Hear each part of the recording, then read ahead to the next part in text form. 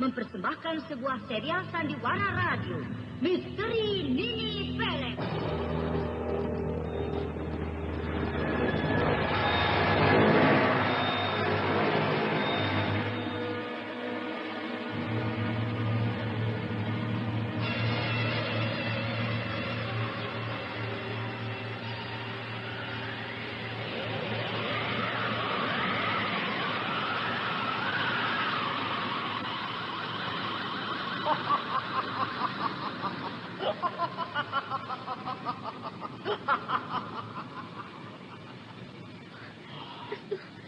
Makhluk apa itu?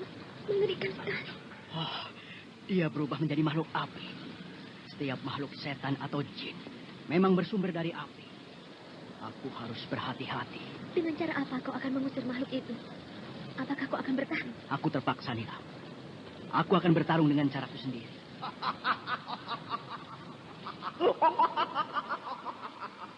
Ayo, lawanlah aku, anak muda.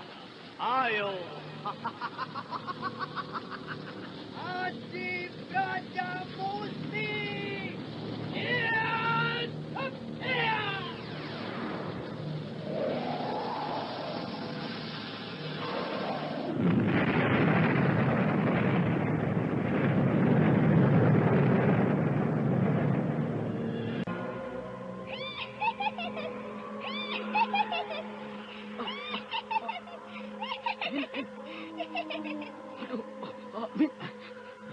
Ada suara orang tertawa.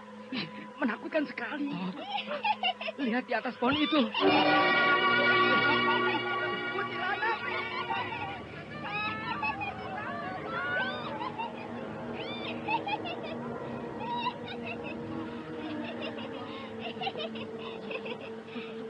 Sundari, tidak.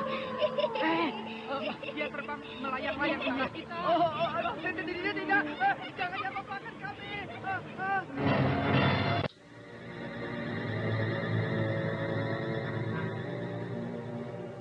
Misteri Nini Pelet.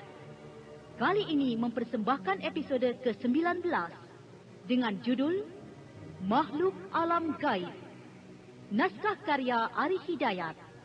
Teknik dan montase Moko Treasure. Dengan sutradara Makhluk Alam Gaib. Sebuah kisah mendebarkan tentang malapetaka di sebuah desa yang disebabkan karena hadirnya makhluk. Anda sekarang masih mendengarkan sandiwara radio Misteri Nini Pelet di channel Memori 80. Dalam seri yang ke-7 ini Didukung oleh Anis Yulia sebagai Nyai Alas, Tato sebagai Linggar, Arya sebagai Kidarma, Heri S sebagai Bergolo, dan Lanti sebagai Sundari. Pengantar cerita, Eli Kusuma. Selamat mendengarkan.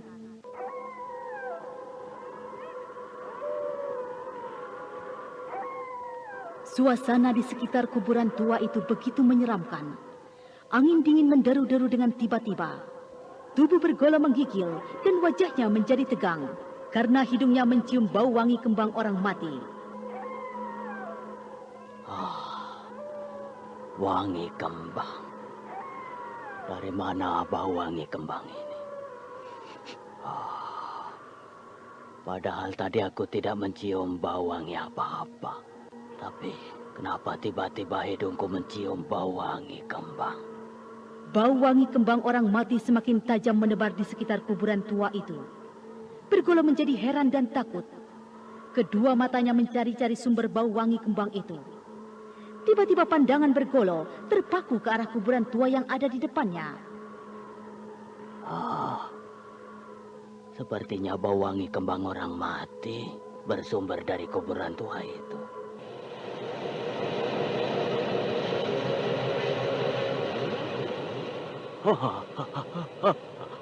Sinar apa itu yang muncul dari dalam kuburan tua itu? Bergolo melotot. Seberkas sinar berwarna merah bagaikan bara api tiba-tiba muncul dari dalam kuburan tua itu.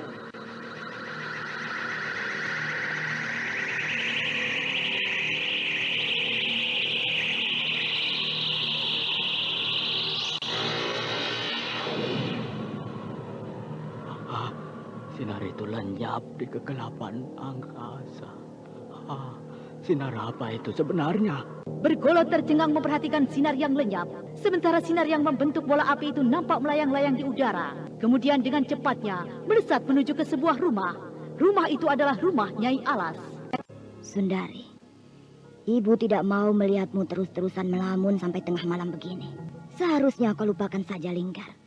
Ibu mengerti. Ibu tahu kau memikirkan Linggar. Ibu sudah mengerti. Tapi ibu melarangku agar aku tidak lagi berhubungan dengan Linggar. Sudahlah Sundari. Kau tidak tahu apa-apa tentang laranganku. Turutilah keinginan ibu. Kau akan menyesal jika tahu siapa dirimu. Siapa Linggar itu? Ibu bicaranya membuatku penasaran dan tidak mengerti. Suara apa itu? Seperti ada suara benda keras jatuh di atap rumah kita. Nyai Alas dan Sundari tiba-tiba tersentak diam. Mereka dikejutkan dengan terdengarnya suara seperti benda keras jatuh di atas atap rumah. Nyai Alas dan Sundari saling memperhatikan ke langit-langit kamarnya. Aneh, sepertinya memang ada suara benda keras jatuh di atas atap rumah. Aku juga dengar. Sepertinya memang sebuah benda keras jatuh dari angkasa.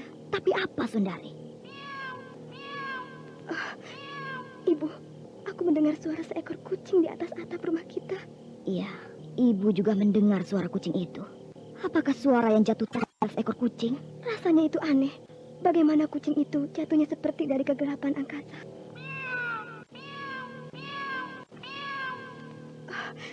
Ibu, dengar suara kucing itu.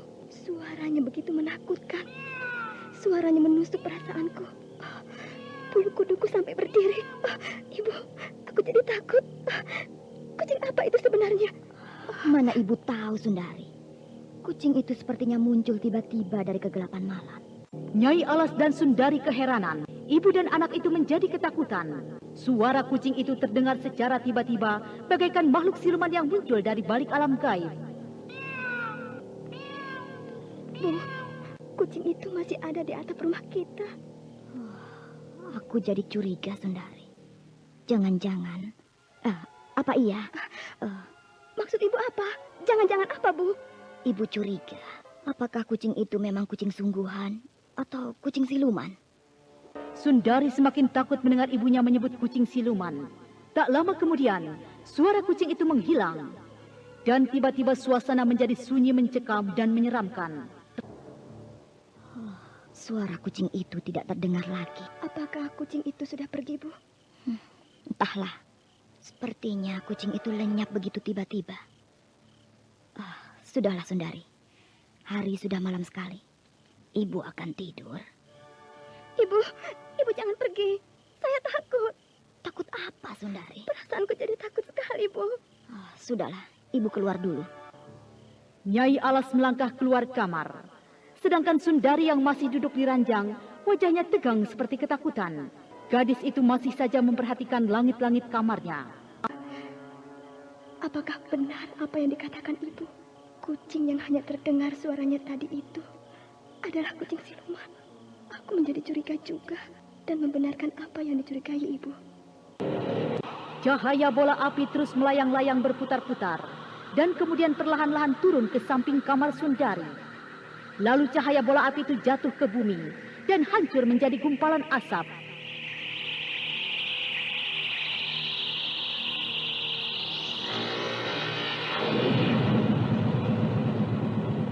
Gumpalan asap merah bergulung-gulung membentuk sosok tubuh manusia dan kemudian menjelma menjadi laki-laki bungkuk yang seluruh wajah dan keadaannya mirip dengan bergolo. Bergolo palsu jelmaan makhluk alam gaib itu kemudian melayang dan masuk menembus sebuah jendela kamar. Dan pada saat itu juga, Sundari yang berada di dalam kamar itu melompat kaget. Kau bergolo? Bagaimana mungkin kau bisa berada di kamarku ini? Kau seperti makhluk siluman. Kau muncul tiba-tiba tanpa aku ketahui dari mana kau datang. Tiba-tiba Sundari tersentak. Darahnya mengalir deras. Lalu bergolo palsu atau jelmaan makhluk alam gaib itu naik ke atas ranjang mendekati Sundari. Mau apa kau? Jangan dekati aku. Mau apa kau? Tidak. Apa yang akan kau lakukan? Jangan dekati aku. Pergi. Tidak.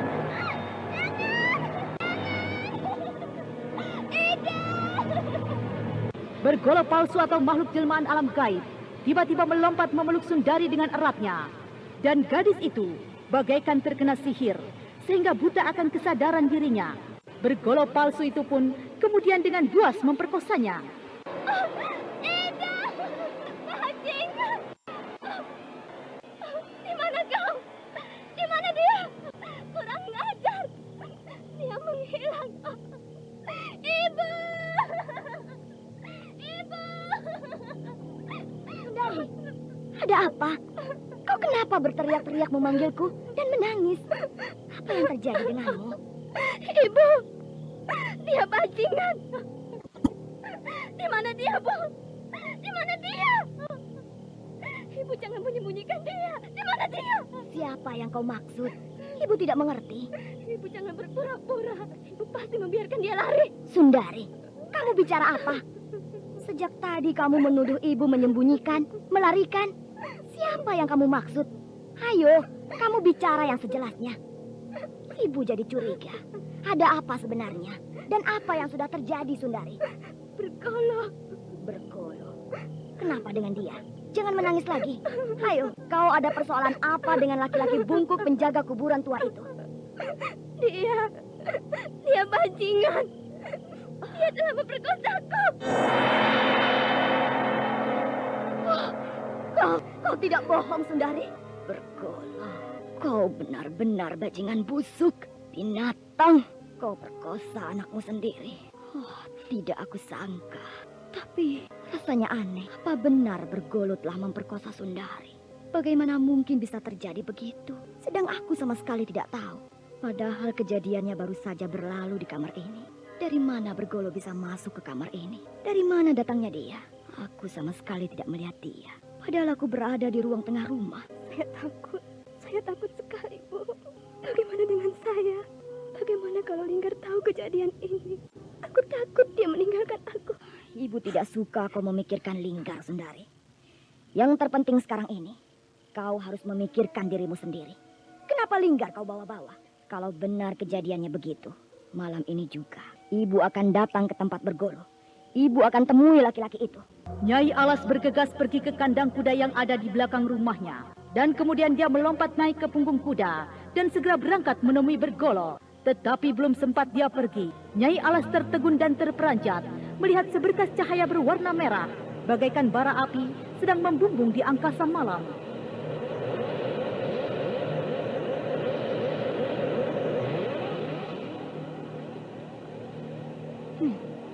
Sinar apa itu? Bentuknya seperti bola api. Merah sekali, bagaikan bara api. Sinar itu membumbung di kegelapan angkasa. Sinar itu melayang-layang, berputar di angkasa.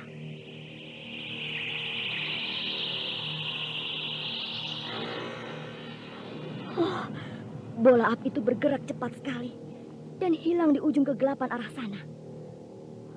Bukankah arah tempat itu adalah tempat di mana ada kuburan tua dan juga pondok Bergolo yang akan aku datangi? Oh, aku harus ke sana. Hi.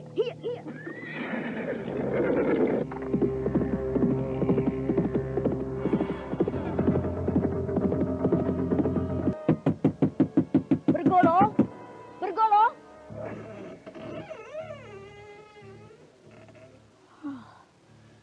Rupanya pintu pondok ini tidak dikunci. Apakah Bergolo sengaja tidak menguncinya? Biar aku masuk saja. Bergolo, di mana kau? Keluarlah, aku datang ingin meminta pertanggungan jawabmu.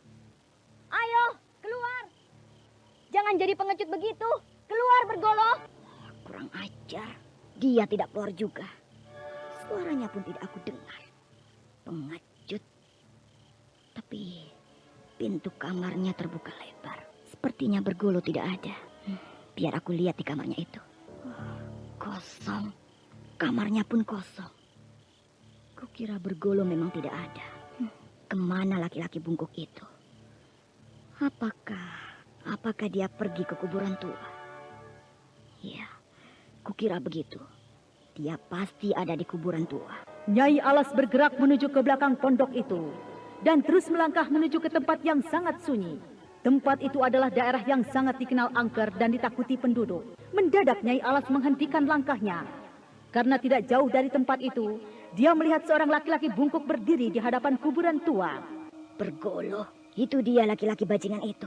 Sedang apa dia berdiri menghadapi kuburan tua tengah malam begini? Sikapnya aneh. Biar aku dekati dia. Nyai Alas melangkah dengan pasti mendekati Bergolo yang saat itu sedang berdiri menghadapi kuburan tua. Hati wanita itu terasa panas sekali karena dia mendapat laporan dari Sundari anak gadisnya bahwa Bergolo sudah memperkosanya. Nyai Alas mendadak menghentikan langkahnya dan matanya tajam. Bergolo. Kau Nyai Alas. Mau apa tengah malam begini kau datang menemuiku di tempat angker ini? Kau jangan berpura-pura bodoh, Bergolo. Seharusnya kau sudah tahu untuk apa aku datang menemuimu. Aku tidak tahu maksudmu. Aku hanya mengerti tentang diriku. Bahwa setiap malam Jumat Kliwon, aku memang sering ada di kuburan tua ini. Dan apa maksud kedatanganmu kemari? Menuntut tanggung jawabmu. Tanggung jawabku. Ya. Tanggung jawab apa? Apakah aku mempunyai kesalahan besar padamu? Tapi rasanya, aku tidak pernah berbuat salah pada dirimu. Jangan sok suci, Bergolo. Aku sudah tahu siapa kau. Kau bajingan wanita. Kau ingat perbuatan terkutukmu yang pernah kau lakukan pada diriku dahulu? Kau telah menghamili aku. Hingga aku melahirkan seorang bayi wanita. Dan bayi itu kini sudah dewasa. Dialah Sundari. Tapi kini kau malah lebih gila, Bergolo. Kau setan, kau binatang. Kini kau malah memperkosa Sundari, anak gadismu sendiri. Kau jangan bicara sembarangan. Kau memfitnahku. Jangan kau ulangi lagi kata-katamu itu tadi. Kau menuduhku telah memperkosa Sundari. Busuk mulutmu, Nyai Alas. Kau jangan mengelak dari perbuatanmu sendiri. Kau harus mau mengakui bahwa kau memang telah memperkosa Sundari. Kau gila, Nyai Alas. Aku tidak melakukan perbuatan itu. Dan kau jangan menuduhku sembarangan. Aku tidak menuduhmu. Tapi ini sebuah kenyataan yang harus kau akui sendiri. Sundari sendiri yang telah mengadu padaku bahwa dia telah diperkosa olehmu. Apakah kau akan lari dari laporan itu? Kau bajingan. Kau harus mempertanggungjawabkan perbuatanmu, Bergolo. Cukup. Tutup mulutmu. Dengar baik-baik, Nyai Alas. Aku tidak melakukan perbuatan yang kau tuduhkan itu. Sekali lagi kau bicara, kepalamu akan lenyap dari tubuhmu. Bergolo. Jadi kau benar-benar tidak mau mengakui perbuatanmu. Siapa sudi mau mengaku apa yang tidak pernah diperbuatnya? Aku tidak terima atas fitnahanmu itu. Aku tidak memperkosa Sundari. Tapi Sundari sendiri yang bercerita padaku bahwa dirinya baru saja diperkosa olehmu. Aku sendiri tidak tahu bagaimana caranya kau sampai bisa masuk ke kamar Sundari. Dusta. Anakmu dusta. Kapan aku datang ke rumahmu dan masuk ke kamar Sundari? Kapan? Semuanya itu fitnah. Ayo, kau pergi dari tempat ini. Pergi, kataku. Baik. Baik, aku akan pergi. Tapi jangan kau kira aku akan berhenti sampai di sini. Aku akan datang lagi bersama Sundari. Aku permisi. Sungguh tidak mengerti. Kenapa Nyai Alas sampai mendapat pengaduan yang sama sekali membuatku heran. Aku sungguh tidak melakukan pemerkosaan terhadap Sundari. Tapi kenapa Sundari begitu berani menuduhku bahwa akulah yang memperkosanya? Kapan aku datang menemuinya? Dan aku dikatakan sampai bisa masuk ke kamarnya. Ini aneh. Aku sama sekali tidak melakukan hal ini. Aneh. Ini benar-benar aneh. Demikianlah setelah kejadian yang dialami Sundari, Bergolo tetap tidak mau mengakui tuduhan kalau dirinya telah memperkosa Sundari. Bergolo memang tidak melakukan pemerkosaan terhadap Sundari. Tetapi semua tidak tahu kalau yang memperkosa Sundari itu adalah makhluk alam gaib yang menyerupai Bergolo. Waktu terus berlalu. Dalam waktu yang singkat, Sundari kini sudah hamil tua. Sangat memalukan sekali. Akhirnya semua orang akan menjadi tahu akan keadaanmu.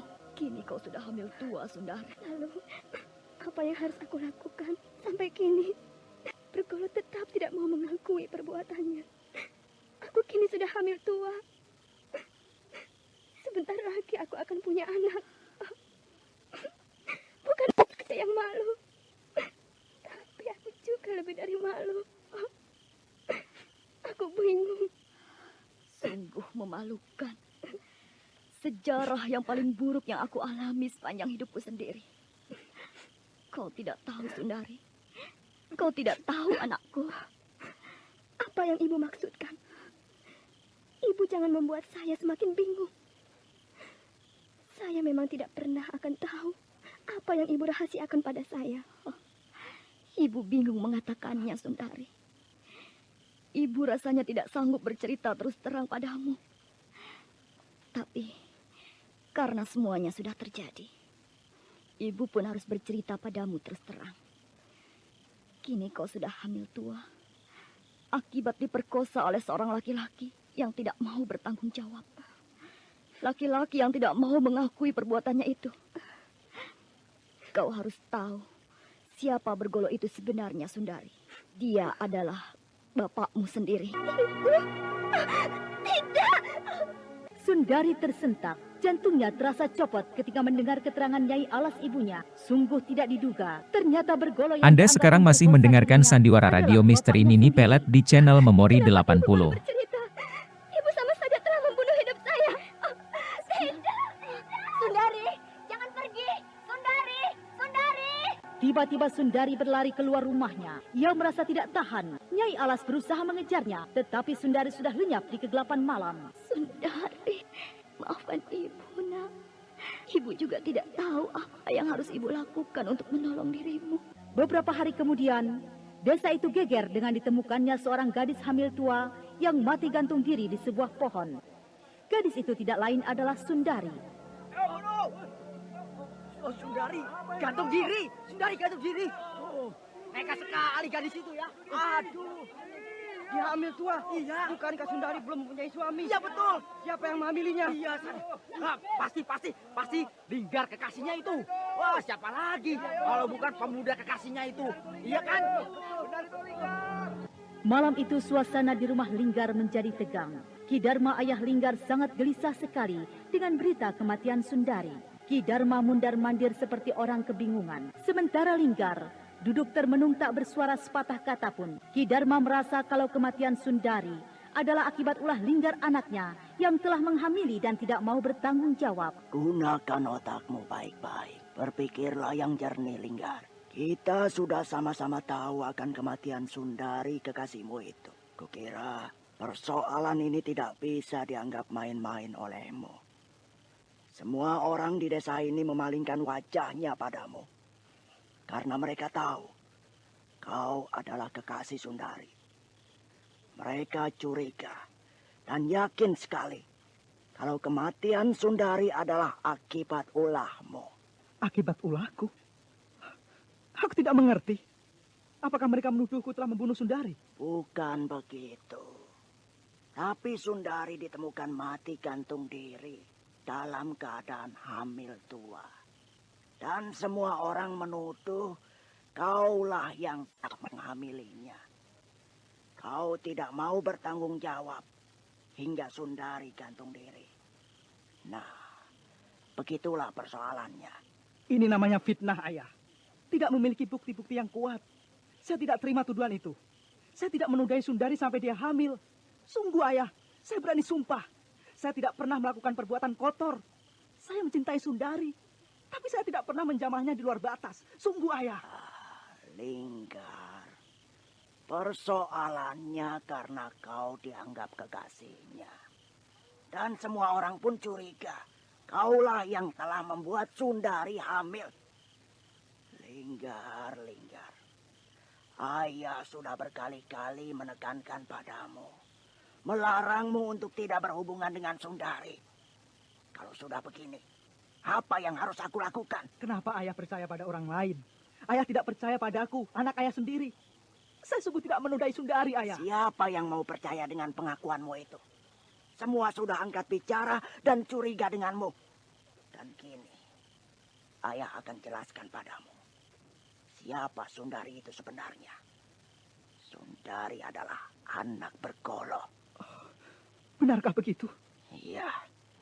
Dulu ketika ayah masih hidup sebagai suami istri dengan Nyai Alas, kau masih bayi, Linggar. Tapi Alas bekas kekasih bergolo. Akhirnya, pada suatu ketika, Nyai Alas telah menyeleweng dengan bergolo. Dan lahirlah Sundari. Nah, dari kejadian itulah, ayah akhirnya bercerai dengan Nyai Alas dan membawamu. Begitulah. Kini kau sudah tahu persoalannya, bukan? Jadi, aku sebenarnya satu ibu lain bapak dengan Sundari? Sundari lahir tanpa bapaknya. Tanpa perkawinan yang syah. Gadis itu anak haram, Linggar. Itulah kenapa aku selalu melarangmu untuk berhubungan dengan gadis itu. Tapi aku tidak mau menjadi sasaran atas kematian Sundari, ayah. Aku mencintai dia, ayah. Aku sangat sayang padanya. Malang sekali nasibmu, Sundari. Kenapa kau sampai melakukan perbuatan kejam begitu? Ayah tidak bisa memutuskan bahwa kau tidak terlibat atas kematian Sundari. Ayah pun tidak bisa memastikan bahwa kau juga tidak menodai Sundari. Saya memang tidak menodai, ayah. Saya tidak bersalah. Saya tidak bersalah. Tidak! Linggar! Kau mau kemana, Linggar? Jangan pergi, Linggar!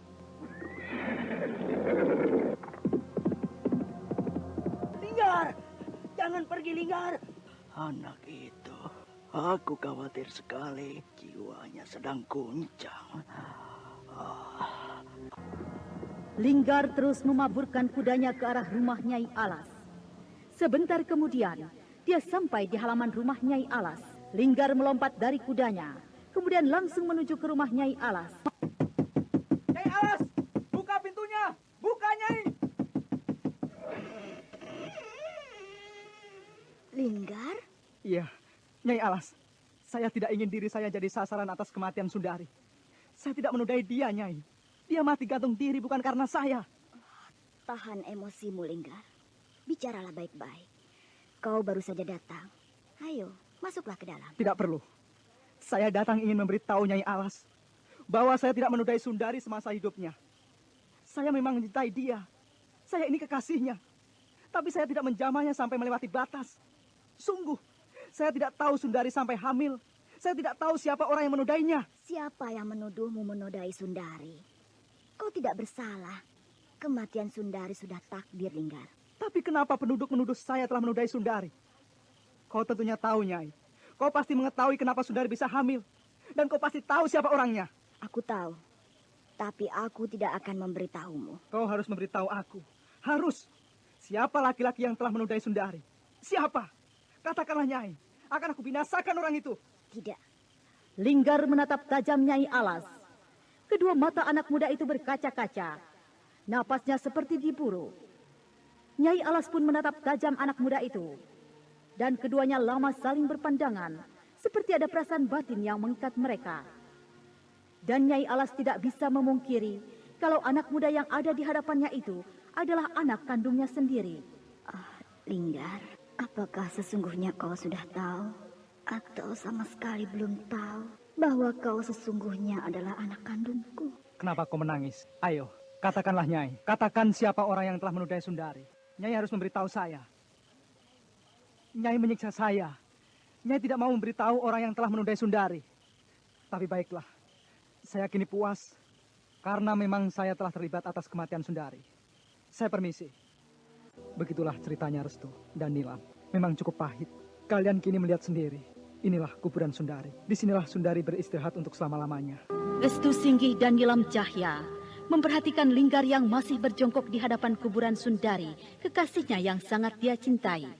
Dan kini telah hilang untuk selama-lamanya. Kemudian Linggar menundukkan wajahnya dan air matanya menetes jatuh ke tanah kuburan.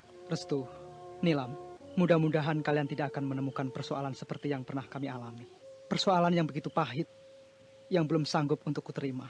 Jadi kau sebenarnya adalah anak Nyai Alas? Iya, tapi aku tetap tidak mau mengakui dia sebagai ibuku.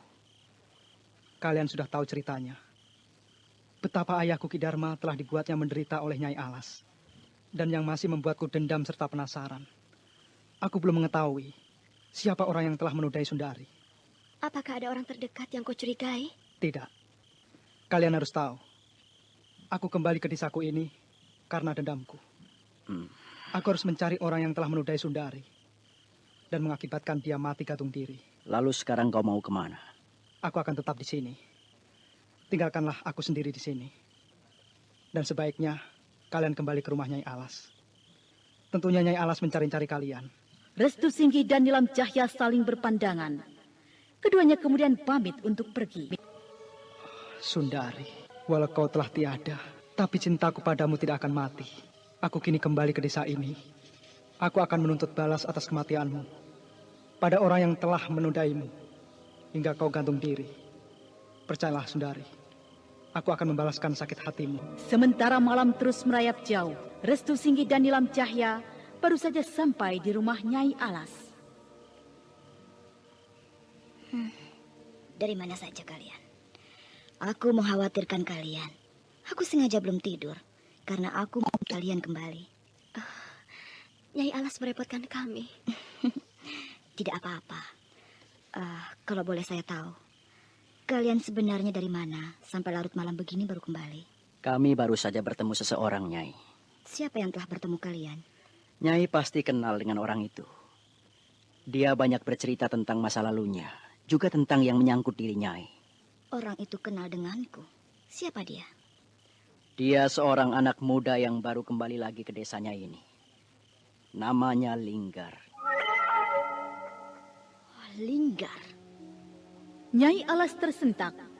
Rasanya sulit dia percaya mendengar apa yang baru saja disebutkan Restu Singgi. Nama seorang anak muda yang sangat dia kenal, yang memang sejak lama pergi meninggalkan desanya. Tubuh Nyai Alas menjadi lemah. Dan untuk beberapa saat lamanya, dia terdiam. Suasana pun hening. Nyai Alas seperti sedang mengingat-ingat masa lalunya. Dan tak lama kemudian, wanita itu bicara dengan nada sedih dan lirih. Di mana kalian bertemu anak itu? Di kuburan Sundari, kekasihnya. Tentunya anak itu bercerita banyak pada kalian. Iya, kami ikut prihatin atas apa yang pernah dialaminya di masa lalunya. Linggar sangat mencintai Sundari. Dia kini sedang mencari orang yang pernah menodai Sundari. Sampai akhirnya Sundari mati gantung diri. Kami kira Nyai Alas pun sudah mengerti persoalannya. Karena Nyai juga ikut mengalami. Dan sesungguhnya pula, Linggar itu adalah anak Nyai Alas sendiri. Kalian sudah tahu, Linggar memang anakku. Kukira juga Linggar sudah tahu sekarang kalau aku adalah ibunya. Pasti dia sudah lama mendapat cerita Ki Dharma, ayahnya. Linggar semula sama sekali tidak mengetahui kalau aku adalah ibunya. Apakah Nyai Alas mau mengakui kalau Linggar itu anak Nyai? Saya tidak tahu. Saya sudah terlalu banyak bersalah. Banyak berdosa pada anak dan ayahnya. Saya perempuan kotor. Kalian pasti kini sudah tahu siapa aku. Kalian pasti sudah mendapat cerita dari Linggar. Siapa Nyai Alas ini? Saya menyesal. Sangat menyesal sekali. Apakah saya masih pantas menjadi ibunya? Sementara Linggar tahu ibunya adalah perempuan kotor yang tidak pantas dia sebut sebagai ibu. Ibu yang baik. Ibu yang mencintai suami dan anaknya. Apa artinya Nyai Alas ini bagi Linggar yang tahu pernah berbuat serong dengan laki-laki lain hingga melahirkan seorang bayi? Kami kira tidak ada salahnya kalau Nyai Alas mau mengakui sebagai ibu Linggar. Nyai mau mengakui atas segala kesalahan-kesalahan yang pernah Nyai lakukan. Nyai harus bisa banyak mengalah saat ini. Linggar sepertinya membawa dendam, Nyai. dendam pada orang yang pernah menodai Sundari. Rasanya itu tidak mungkin. Saya yakin Linggar tidak akan mau mengakuiku sebagai ibunya. Dan tentang orang yang pernah menodai Sundari, sampai saat ini aku pun masih ragu kebenarannya. Karena orang itu tetap tidak mau mengaku dan merasa tidak pernah menodai Sundari. Kalau boleh tahu siapa orang itu sebenarnya? Bergolo, dialah orang yang aku curigai hingga kini. Bergolo? Iya. Bagaimana mungkin? Sedang kami tahu ceritanya dari Linggar. Kalau Bergolo adalah bapaknya Sundari sendiri. Sungguh biadab seorang bapak sampai menodai anak kandungnya sendiri. Tapi itulah adanya. Karena Sundari sendiri mengakui kalau orang yang datang dan memperkosanya malam itu adalah Bergolo. Kukira kalian sudah tahu semuanya. Kalian tidak perlu ikut terlibat persoalan kami. Sudahlah, sebaiknya kita istirahat. Hari sudah jauh malam sekali. Nyai Alas masuk ke dalam kamarnya. Sementara Restu Singgi dan Nilam Cahya masih berada di ruangan tengah rumah itu. Beberapa saat mereka terdiam. Namun tiba-tiba mereka melihat dari celah-celah pintu, langit menjadi merah. Lalu Restu Singgi dan Nilam Cahya segera keluar.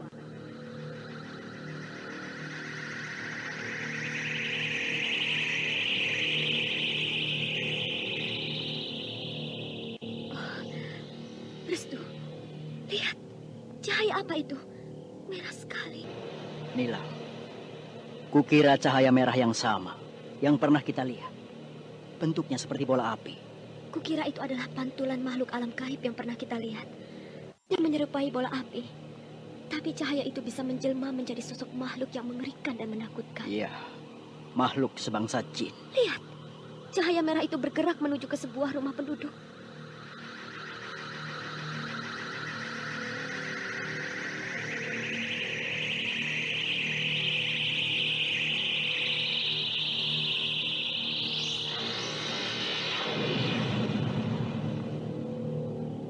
Restu, cahaya merah itu jatuh di atas atap rumah.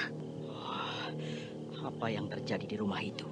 Ayo kita lihat ke sana, Nilam. Restu Singgi dan Nilam Cahya berlari kecil menuju ke rumah itu. Mendadak mereka menghentikan langkahnya karena melihat sosok manusia berlari di kegelapan tengah menuju ke rumah yang akan mereka datangi. Siapa orang itu? Nampaknya seperti seorang anak muda. Mau apa orang itu mendatangi rumah yang akan kita datangi? Cahaya merah apa itu yang jatuh di atap rumah ini? Aku harus menyelidiki rumah ini. Sosok manusia itu tidak lain adalah Linggar. Rupanya dia juga melihat cahaya merah berbentuk bola api yang jatuh di rumah itu. Linggar ingin menyelidikinya. Lalu anak muda itu matanya menjadi liar, mengintai setiap lubang dinding rumah itu. Gelap sekali di dalam rumah itu. Hidungku mencium bau wangi kembang orang mati. Bau wangi kembang orang mati semakin menyengat hidungku. Sepertinya bersumber dari dalam rumah ini. Suara teriakan seorang gadis di dalam rumah itu. Ada apa dengan gadis itu? Sepertinya dia sedang mengalami kejadian yang bahaya.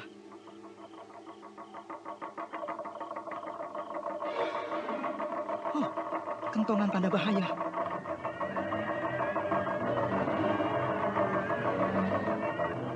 Celaka, penduduk berdatangan ke rumah ini.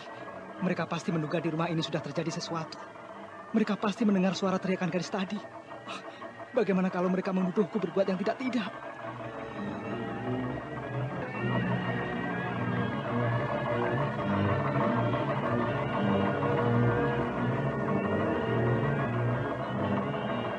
Linggar kebingungan.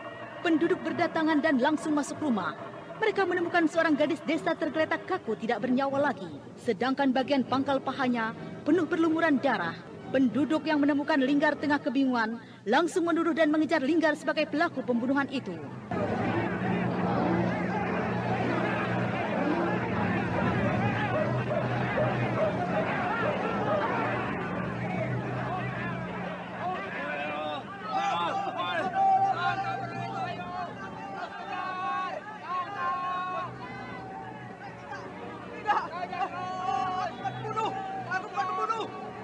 Linggar terus dikejar-kejar bagaikan maling. Sementara itu Restu Singgi dan Nilam Cahya yang masih berada di tempatnya semula sempat melihat kejadian itu. Restu, Orang yang kita lihat itu dikejar-kejar penduduk. Iya. Penduduk menuduh orang itu sebagai pembunuh. Suaranya aku kenalilah. Orang itu seperti Linggar. Ayo, kita harus menolongnya. Dia tidak bersalah.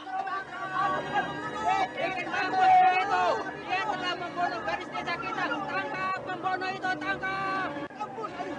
Aku bukan pembunuh. Aduh, jangan pukuli aku, aduh. Aduh. Mampuslah kau. Linggar terus berlari. Napasnya bagaikan diburu setan. Dan akhirnya penduduk berhasil menangkapnya. Pukuli aku, aduh. Mampuslah kau. Hajar terus. Jangan diberi ampun. Hentikan. Suasana tiba-tiba mereda ketika melihat kedatangan seorang anak muda dan seorang wanita cantik yang tidak lain adalah Restu Singgih dan Nilam Cahya. Kenapa kalian menganiaya orang itu? Kenapa? Dia telah membunuh warga kami. Tidak, itu fitnah. Aku tidak membunuh siapa-siapa. Tapi kami melihat kau berada di rumah itu. Siapa lagi kalau bukan kau pelaku pembunuh itu? Ayo. Tahanlah emosi kalian. Siapa yang dibunuh? Dan benarkah anak muda itu yang membunuhnya? Jelas, dialah pembunuhnya. Gadis desa kami telah mati di rumahnya. Pangkal pahanya berlumuran darah. Saya berada di rumah itu karena saya melihat ada cahaya merah berbentuk bola api jatuh di rumah itu. Saya ingin menyelidikinya. Saya tidak membunuh. Restu, kukira dugaan kita benar. Iya. Pasti kejadian ini dilakukan oleh makhluk sebangsa jin. Iya. Makhluk alam gaib itu semakin merajalela di desa ini. Penduduk tidak tahu kalau ada makhluk alam gaib itu muncul di desa ini. Saya benar-benar tidak membunuh gadis itu. Saya tidak tahu gadis itu mati. Saya harap kalian tidak perlu khawatir tentang anak muda itu. Saya bertanggung jawab atas kejadian ini.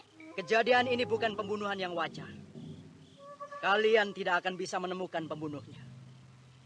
Karena kematian gadis itu akibat mengganasnya makhluk alam gaib yang muncul di desa ini. Penduduk keheranan. Mereka saling berpandangan khawatir mendengar Restu Singgih menyebut makhluk alam gaib. Apakah benar yang kau katakan kalau di desa ini ada makhluk alam gaib? Suatu ketika, kalian pasti akan menemuinya juga makhluk itu. Percayalah, kami akan membantu kalian untuk memusnahkan makhluk itu. Kembalilah kalian semua. Kami yang bertanggung jawab atas kejadian ini. Setelah penduduk semuanya pergi, tinggallah Linggar meratapi wajahnya yang babak belur. Restu Singgih dan Nilam Cahya merasa prihatin dan menyesali apa yang dialami Linggar. Lukamu seperti cukup parah, Linggar. Iya, Restu, Nilam. Saya sangat berterima kasih sekali atas bantuan kalian. Jika kalian tidak cepat datang, tentunya aku sudah menjadi mayat di tempat ini. Sudahlah. Benarkah kau juga melihat sinar merah itu? Iya, sinar merah itu berbentuk bola api. Sinar itu aku lihat jatuh di rumah itu. Apa benar yang kau katakan, Restu? Kalau sinar merah itu adalah makhluk alam gaib? Kami sudah berkali-kali melihat bola api itu muncul di desa ini. Dan kami juga sering melihat bola api itu datang dan perginya dari arah kuburan tua. Kuburan tua? Iya. Bagaimanakah kisah selanjutnya? Nah, saudara pendengar, ikutilah lanjutan serial misteri Nini Pelet yang dipersembahkan oleh PT Dankos Laboratoris Indonesia di radio kesayangan Anda. Sampai jumpa.